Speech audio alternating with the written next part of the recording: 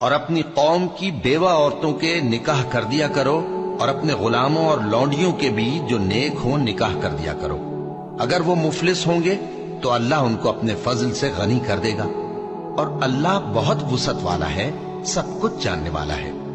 اور جن کو بیاہ کا مقدور نہ ہو وہ پاک دامنی کو اختیار کیے رہیں یہاں تک کہ اللہ ان کو اپنے فضل سے غنی کر دے۔ تمہارا پروردگار تو اللہ ہی ہے جس نے آسمان اور زمین 6 دن میں بنائے، پھر عرش پر جلوہ افروز ہوا۔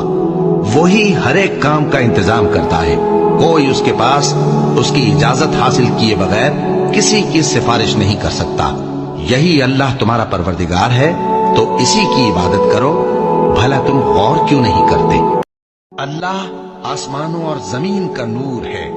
اس کے نور کی مثال ایسی ہے کہ گویا ایک طاق ہے جس میں ایک چراغ ہے، اور چراغ ایک قندیل میں ہے، اور قندیل ایسی صاف شفاف ہے کہ گویا موتی کا سا چمکتا ہوا تارا ہے۔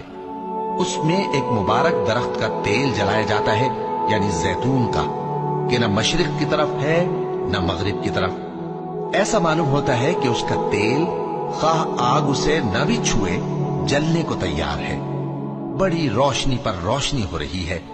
اللہ اپنے نور سے جس کو چاہتا ہے سیدھی راہ دکھاتا ہے، اور اللہ جو مثالیں بیان فرماتا ہے تو لوگوں کے سمجھانے کے لیے، اور اللہ ہر چیز سے واقف ہے۔ مومنوں، اپنے گھروں کے سوا دوسرے لوگوں کے گھروں میں گھر والوں سے اجازت لیے اور ان کو سلام کیے بغیر داخل نہ ہوا کرو، یہ تمہارے حق میں بہتر ہے، اور ہم یہ نصیحت اس لیے کرتے ہیں کہ شاید تم یاد رکھو۔ پھر اگر تم گھر میں کسی کو موجود نہ پاؤ تو جب تک تم کو اجازت نہ دی جائے اس میں مت داخل ہو، اور اگر یہ کہا جائے کہ اس وقت لوٹ جاؤ تو لوٹ جایا کرو، یہ تمہارے لیے بڑی پاکیزگی کی بات ہے، اور جو کام تم کرتے ہو اللہ سب جانتا ہے۔